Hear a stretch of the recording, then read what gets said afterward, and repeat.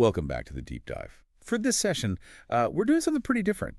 Yeah, we're kind of shifting gears from, the usual policy papers or market analyses. Okay. We're diving straight into music this time, specifically a collection of neurodivergent-focused anthems. Anthems, I like that. Right. And they use this really technical, almost like unforgiving language from competitive video gaming. Okay, yeah. Gaming language to talk about neurodivergence. Exactly. To frame the experience of living with ADHD and autism. That's fascinating because this kind of source material, it's exceptional, really. It has the power to shift the internal narrative so profoundly. Right. We're looking at lyrics from 3 tracks. They're all interconnected. Speedrun, Patch Notes, and Speedrun, the hyperactive anthem. And they blend like alternative hip-hop, nerdcore. It creates what's basically a highly technical, very self-aware blueprint of neurodivergent identity. A footprint, yeah. So the mission today isn't just, listening, it's decoding. We're really going to analyze the specific technical vocabulary these artists are using and how they use it to reframe their cognitive experience. Not as a deficit, but as a specialized operating system. And the sound itself feels critical here, doesn't it? Yeah. This isn't just like quiet reflection on an acoustic guitar. No, definitely not. It's a statement, a statement of capability. We're talking music built on these relentless trap drums, huge 808 bass lines.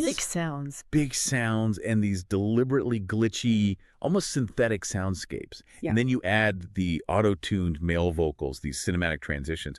The whole feel is just intense, driven pace. Yeah. We clocked it around 110 beats per minute. And that 110 BPM, that's not just incidental. It's like the sonic heart of the argument they're making. Oh, so? Well, it is the sound of high-speed cognition, isn't it? It's relentless, it's high-stakes, demanding.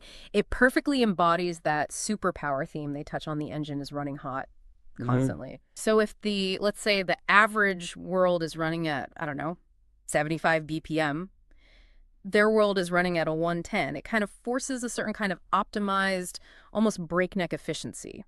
Okay, so that sets our mission for today. We're exploring exactly how ADHD and autism get presented here. Not as, symptoms to manage, but as strategic, high-performance cognitive architectures. Like they're designed for efficiency. Exactly. Specialized systems. And we're going to zero in on 2 core metaphors that really define this whole lyrical landscape. The idea of speedrunning life. And the need for patching yourself, like continuous system maintenance. So, yeah, let's unpack this. Okay, so the first thing that hits you when you listen to this music is just the velocity. It's immediate. It defines everything. Right out of the gate. And the lyrical hook that really anchors the main track is this repeated, almost aggressive question.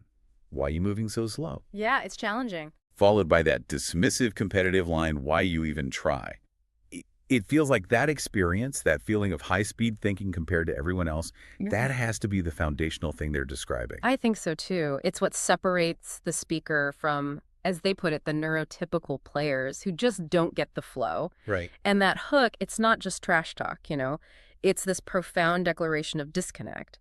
The artist is really putting words to that internal friction, that feeling of constantly waiting for the world or other people to catch up. Like lagging. Exactly. They feel like they're running on a high frame rate while everything else seems to be buffering or lagging behind. And the speed is framed explicitly as, superior in a way. Often chaotic, yeah, but undeniably optimized. Optimized chaos. Kind of. It's captured perfectly in that line, ADHD got me flying through the game. It's an engine, a powerful, if sometimes messy, cognitive engine. And that kind of velocity, it seems like it immediately forces you to adopt these competitive gaming techniques. The need to find the absolute shortest path. Even if it means breaking the rules. Yeah. Even if it means breaking the map and skipping the rules that everyone else follows. And this is where that metaphor gets incredibly sophisticated. When the lyric says, the mind racing fast like I'm breaking the map, it's talking about this inherent knack for finding shortcuts, for exploiting the system's limits, whether they're physical or procedural. In a real speed run, map breaking means using glitches, right? Or weird physics to clip through walls or travel huge distances instantly. Okay, I see. So applied to life. Applied to life, it's refusing to accept the intended sequence of things. It's rejecting the long, scenic route because your brain's already calculated a more direct path, even if that path looks impossible or just plain weird to someone following the instruction manual. Like the lines, skip the cutscene and skip the fence. Exactly. A cutscene in a game, It's forced exposition. You can't skip it. It wastes precious time. A fence. It's usually just an arbitrary boundary. Maybe it looks nice, but it slows you down. So skipping them is pure efficiency over procedure. Totally. And this drive to question the norms, it's summed up when the speaker asks, why are you following paths that don't make sense? This isn't just impatience. It's portrayed as a genuine cognitive skill, seeing that the conventional path is often super inefficient and then immediately looking for the optimized route, even if it's riskier. But operating at that speed, that level of optimization, it has to come at a cost, right? We should probably explore the intensity, the pressure that comes with this. Oh, absolutely. If you're constantly looking for the glitch, trying to bypass the standard ways, the stakes if you fail seem way higher. Exactly right. When you're moving with split-second timing, as the lyrics say, you are inherently under immense pressure. There's no room for error. It's not a casual walk in the park. It's like a high-stakes, high-wire act, constantly. Yeah. And the source material is really clear that this pace is exhausting. It notes the speed is driving me insane. It's not presented as some fun, easy superpower. It's a necessary but often really painful way of operating. And that high pressure, that seems to be the trigger for the system's most powerful gear, right? Yeah. Hyperfocus. Yes. The ultimate speedrunner tool. The music says. Hyperfocus kicks in when the pressure's on. And hyperfocus is basically the brain's extreme resource allocation mode. When the stakes get high enough, the system just drops everything else, all the peripheral stuff, all the distractions, and channels everything into the immediate task. Like tunnel vision, but productive. Kind of, yeah. It's that ability to sustain intense attention for long stretches, but usually only when the motivation lines up perfectly with the brain's internal reward system, often triggered by novelty or urgency or just extreme interest. And the downside of pouring everything into that one channel. Well, a complete distortion of time, for one. It's like being in a sensory deprivation tank for your mind. The clock just stops mattering, which leads right to that lyric. Hours feel like seconds till the fucking dawn. Yeah, and that's the trap, isn't it? The trap of the speedrun mentality. You get incredible efficiency, incredible focus, but you're often sacrificing basic things like sustained health, balance. The whole system is just running red hot. And it's relentless. Totally. That intensity leads to the realization this isn't really a choice you can just switch off. The internal speed dictates the pace of life, no matter what the external world demands. It's embodied in that line. Never gonna fucking rest. Okay, but let's circle back to the core speedrunning idea. What happens when you inevitably crash? Because moving that fast, you will fail, you will hit walls. Right, guaranteed. But the neurodivergent speedrunner, in this framing, doesn't see failure as like a moral defeat. It's reframed as data collection, learning. This reframing, I think, is maybe the single most psychologically powerful move in these sources. The artist fully acknowledges the constant failure. Restart when I fall, but I'm learning every fucking wall. Learning the walls. In speedrunning, crashing isn't incompetence. It's just an input variable. You crash. Okay, now you know the exact millisecond you needed to turn or the exact pixel you had to jump from. You learn the boundaries of the system by hitting them. So you take that data and you immediately relaunch the attempt. You don't sit around feeling bad about it. Precisely. The ADHD process, described this way, is all about quick, energetic trial and error, which is actually a strength if you frame it like this. Every mistake isn't a failure to dwell on. It's a lesson learned and instantly integrated.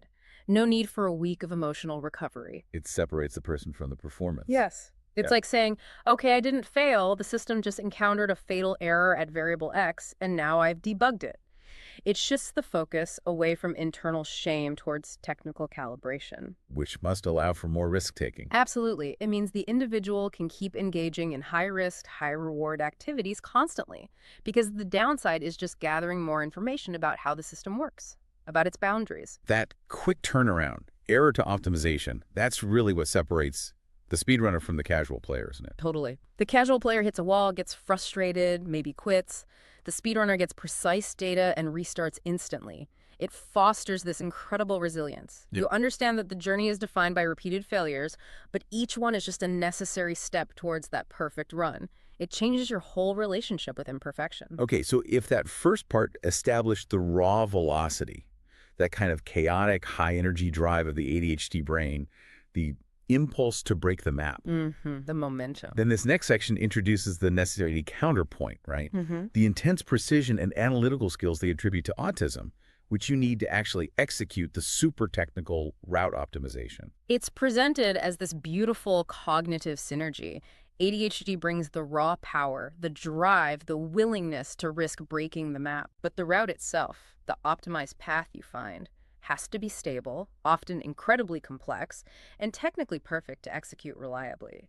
And autism is framed here as the cognitive enhancement that allows for that high-level analysis and execution. Like in the lyric, autism powers see the patterns clear. Exactly. Seeing those underlying patterns is the absolute key to mastering any complex system. If you think of the world as a game, you have to understand its code, its physics. That ability to filter out the noise and see the fundamental structures, that's what enables the goal. Route optimization, shift another deer. Route optimization. Sounds surgical. It is. It's about surgical efficiency. Finding that precise, often really counterintuitive sequence of moves that just eliminates wasted time, wasted effort.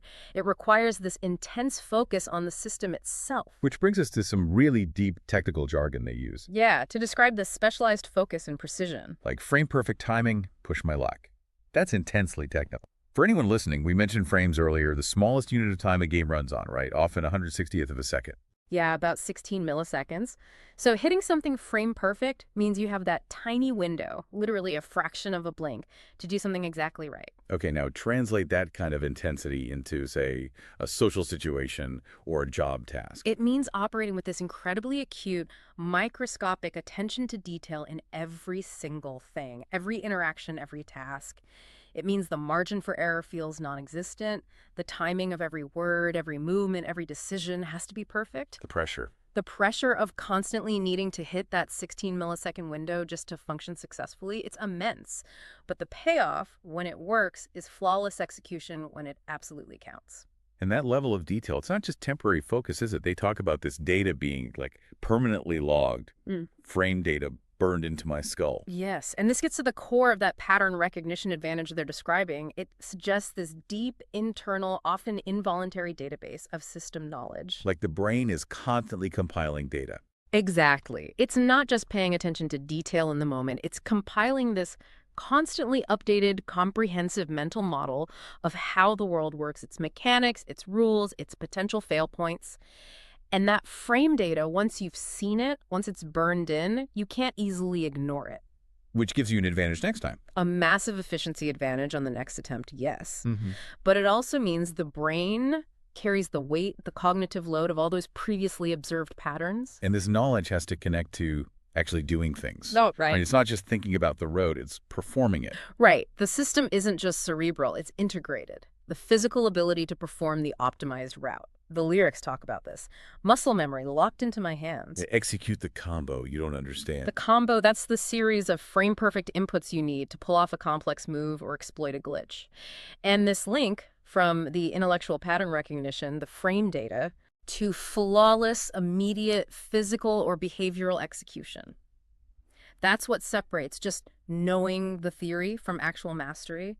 The knowledge becomes muscle memory. It lets the person perform these specialized skills automatically, efficiently, often without even thinking about it consciously. It sounds like a truly optimized human machine. That's the framing, where the body just follows the precise instructions of this intensely analytical mind. But this kind of high-level, frame data-driven thinking, it must fundamentally change how you see the world versus how the world sees you. Right. Oh, massively. If you're operating on this internal optimized route that nobody else sees, your behavior could look incredibly erratic, maybe even overwhelming to someone just using the default settings. And the music tackles that disconnect head on. It creates this powerful contrast in perception. You see chaos, I see order. You see random, I see border. Explain that. Well, to the neurotypical player, maybe the speedrunner's weird jumps, the glitches, the sequence breaks, it looks like total randomness. They just see the chaotic surface behavior. But the speedrunner. The neurodivergent player, in this view, sees the underlying structure they're exploiting. They see the boundary they're pushing against, the rules they're bending. They see the hidden order that actually dictates how the system behaves underneath the chaos. And this ties back to managing multiple inputs at once. That line, scattered focus, but I see it all. Yeah, I think that suggests the focus isn't randomly scattered at all. It's actively tracking across multiple streams of data all the information needed to maintain that complex route optimization. So less like looking at one point, more like tracking 10 things at once. Exactly. Tracking 10 moving objects simultaneously and synthesizing all that input into one cohesive, optimized strategy. It's like intense system surveillance constantly running. So the neurodivergent mind in this metaphor isn't just dealing with complexity. No, it's presented as the mind uniquely capable of imposing order and meaning onto that complexity, using its specialized wiring to structure what looks overwhelming and random to others. Okay, so we've got this picture of a high-performance, high-velocity cognitive setup, but, I mean, any system running at a 1 in 10 BPM and needing frame-perfect timing. It's going to need maintenance. Right, rigorous, constant maintenance. Which brings us perfectly to the second big metaphor, laid out beautifully in the track, patch notes. Ah, yes, patch notes. Uses all this software development language, patching, updating, debugging, to talk about self-awareness, personal growth, self-management strategies. And that analogy, the idea of the continuous update, it's incredibly empowering, isn't it? Life isn't about reaching some finished, perfect, bug-free state. It's about acknowledging that you are a complex, maybe flawed piece of software that just needs perpetual iteration, like the lyrics say. You see me update every single day and still upgrading, though. And using specific version numbers, version 2.0, version 3.0, that really signifies deliberate, ongoing evolution. Exactly. Personal growth isn't some vague journey. It's presented as a quantified technical roadmap. And challenges become, well, just technical problems to solve. Yeah. And this reframing seems to let the artist talk about past struggles, things that might normally carry shame or feel like failures without that weight. Right. They're presented instead as solvable technical issues, as the bugs and glitches that just needed debugging in earlier versions of the self. And the sources get really specific about what these software faults were. They describe things like overwhelm, social anxiety, communication problems, using these precise technical terms. Used to crash a lot. Used to freeze up when you talk to me. And had some glitches in my code. Crash or freeze up, those are tangible moments of system failure, right? The inability to process input or function under load, that's often exactly what sensory or social overwhelm feels like. I was calling it a glitch. It instantly externalizes the problem. It's not framed as a character flaw, something inherently wrong with you. It's a fault in the code that you can identify and potentially rewrite. So the ultimate goal becomes purely like an engineering problem. Fix the bugs inside, so now I'm running right. Yeah. It turns these deeply personal, often really emotionally draining struggles into objective engineering challenges that demand logical solutions. It gives you that necessary distance for critical self-analysis, maybe. But okay, how do you prevent crashes in a system running this hot? You need those self-regulation strategies. Yeah, hot fixes. Right, which the sources frame as essential back-end processes, things you need to do to manage the intense, sometimes volatile cognitive load from that speedrunning brain. Exactly. Necessary maintenance. So let's spend a bit of time on the specific strategies they mention, starting with stimming. Stimming helps me think. How does that fit the metaphor? Well, within this software metaphor, stimming isn't a symptom or a distraction to be suppressed. It's framed as a vital, necessary process for cognitive management. Like a utility. Almost exactly, like an internal resource management utility. When the system gets overloaded with input, too much frame data, too many chaotic variables flying around stimming provides this controlled, predictable sensory input. And that does what? It frees up cognitive resources needed for the foreground tasks, like talking or concentrating. It's like the thing you run in the background to make sure the main programs don't crash. It becomes a non-negotiable part of optimal system performance. Okay, that makes sense. And the high-performance system also has to recognize the need for scheduled downtime, right? Downtime makes me better. Absolutely critical. In a speed run, a system crash ends the run. In life, a cognitive crash leads to burnout, failure. So a maintenance window downtime becomes necessary. Why? For processing all that data you collected, for applying the patches, for integrating the learning to prevent future crashes. The speedrunner has to schedule this downtime to avoid complete system failure. It reframes rest and processing not as laziness, but as critical parts of the optimization routine. So the core message seems to be that managing yourself, dealing with feedback, fixing internal shortcomings, it's not passive, it's active, continuous work. Yeah, the system administrator is always on duty. Every flaw you see gets a hotfix from me. That sounds like taking ownership. It is the sound of profound self-ownership and self-awareness. It's a proactive stance. Taking control of your own system and constantly deploying solutions, the hotfixes, in real time to address vulnerabilities as you find them. It takes immense energy, sure, but the goal is a higher functioning, highly customized system. And the beauty of the whole patch notes idea is that it lets the artist, track and even boast about the specific achievements gained through all this work. Like release notes for the self. Exactly. Listen, detailed release notes. And they track improvements in areas that are often challenging, like learn social behaviors. Social skills got buffed. That's just a brilliant way to describe improving learned behaviors. Yeah, buffed, like in a game. Acquiring skills that didn't come naturally but required intense study, practice, iteration. It sounds exactly like unlocking an achievement after hours of grinding. And they also talk about fixing deeper internal processing stuff, like memory allocation fixed. What's that getting at?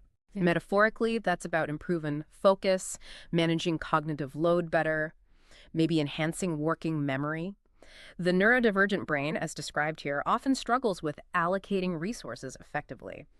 Maybe too much processing power goes to background noise, not enough to the task at hand. So fixing memory allocation means? It means the system is handling its cognitive resources more efficiently now, leading to better outcomes, less internal friction, less lag. Which leads to the next one. Yeah. Overcoming that cognitive lag. Yeah. Used to lag behind, now my frame rate's high. Yeah, lag is that friction between input and output, right? Slower processing speed, slower reaction time. So claiming the frame rate is high, that's asserting improved processing speed, reduced cognitive friction. The system feels seamless now. It's a definitive statement of optimized performance. And the track really builds to this feeling of success, doesn't it? Moving from the technical fixes to this ultimate state of optimized operation.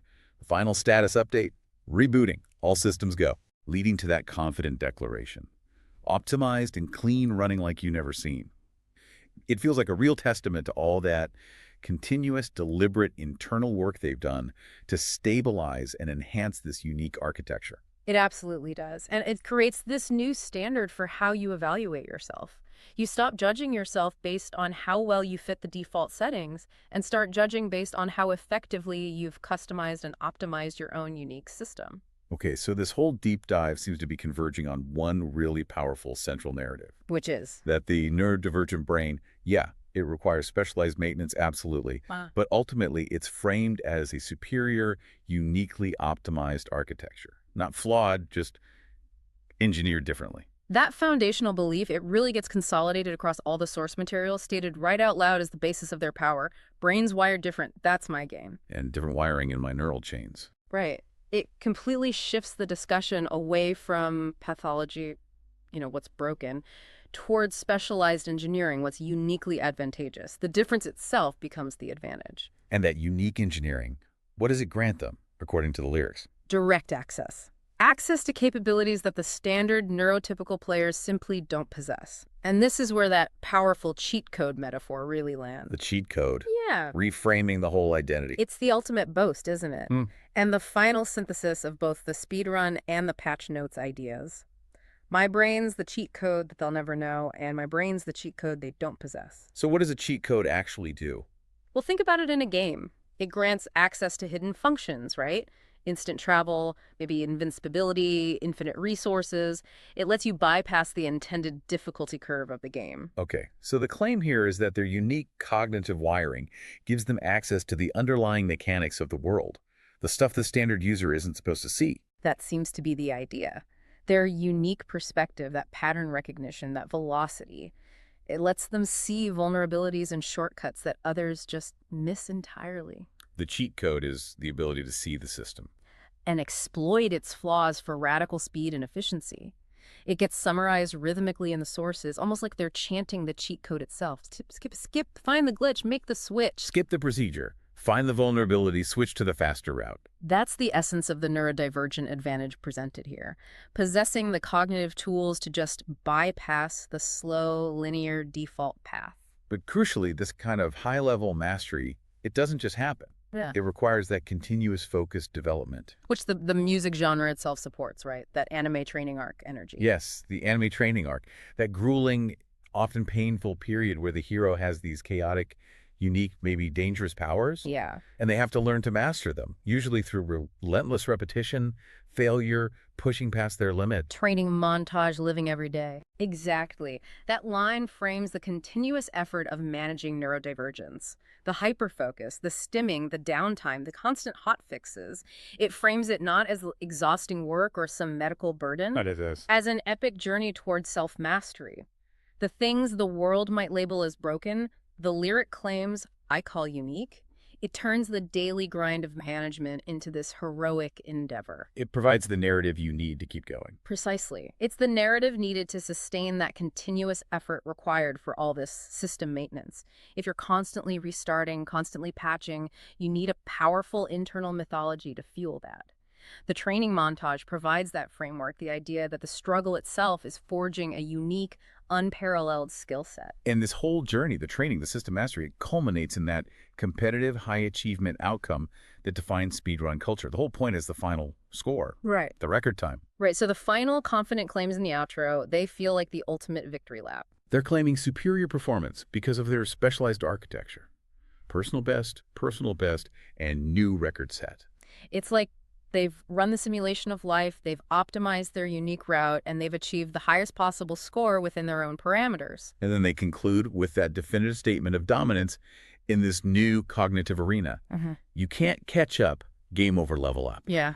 It's saying, we've moved beyond the basic level of play. We're operating on a plane of efficiency that the default system users just can't access. Hashtag outro.